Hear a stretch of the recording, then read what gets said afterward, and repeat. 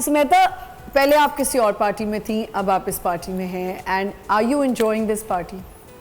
thoroughly enjoying this party. Really? इसका spectrum बहुत बड़ा है. ठीक है. जिस पार्टी में मैं पहले थी उन्होंने नो डाउट मुझे सिखाया बहुत. एज इन चेयरमैन साहब जो हैं, बिलावल साहब जो हैं, is a very young and dynamic. या ऑफ कोर्स. आगे का अगर आपने विजन लेके काम करना है for the next 20-25 years, this is the only politician, ये एक वाहिद पॉलिटिशियन है, बिल्कुल एक वाहिद लीडर है जिनके साथ आप काम कर सकते हैं. एज भी एंड देन थॉट प्रोसेस भी. Of course. तो वो यंग वो रखते हैं, नई चीज़ों को सुनना पसंद करते हैं, नई चीज़ें करना पसंद करते हैं. सो दैट इज वो एक ऐसी चीज़ है जो किसी भी यंग पॉलिटिशियन को या इमर्जिंग पॉलिटिशियन को या जो नया है पॉलिटिशियन. सो यू थिंक कि आपको लगता है कि इस पार्टी में आपका एक्सपोजर ज़्यादा हो गया? ऑफ कोर्स, क्योंकि एक तो इतनी बड़ी पार्टी है, प्लस अपनी जगह बना. There so many people.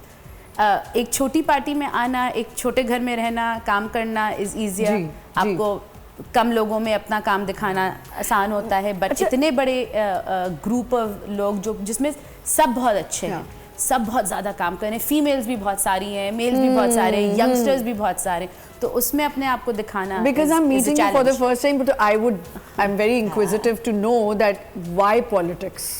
Well, actually, so what happened with me was कि मैं US से वापस आई थी. ठीक है. US से वापस आई थी 2009 में, और मैं साइकोलॉजिस्ट थी बाय प्रोफेशन. Oh wow. और काम भी कर रही थी, सारी चीज़ें.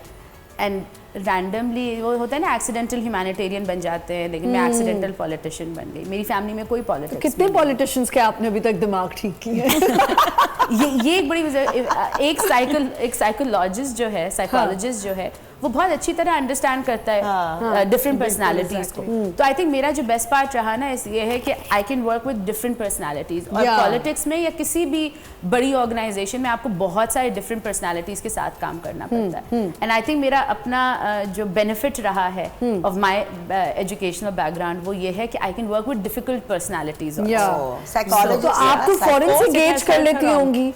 That's an art. Yes, it's an art because psychologist you know how to act with किस तरह आपने एक्ट करना है. But you both agree with me कि साइकोलॉजिस्ट जो होते हैं वो फिर हर चीज को फिगर आउट कर लेते हैं और फिर उनके लिए मुश्किल हो जाती है कि कैसे डील करना है. यू नो यूजुअली बाहर अगर आप प्रैक्टिस करते हैं as a psychologist or as a psychiatrist, तो वो कहते हैं कि you know a good practising years is like 30 years आप प्रैक्टिस करें, क्योंकि आपने इतना सुन लिया होता है, because you are a good listener.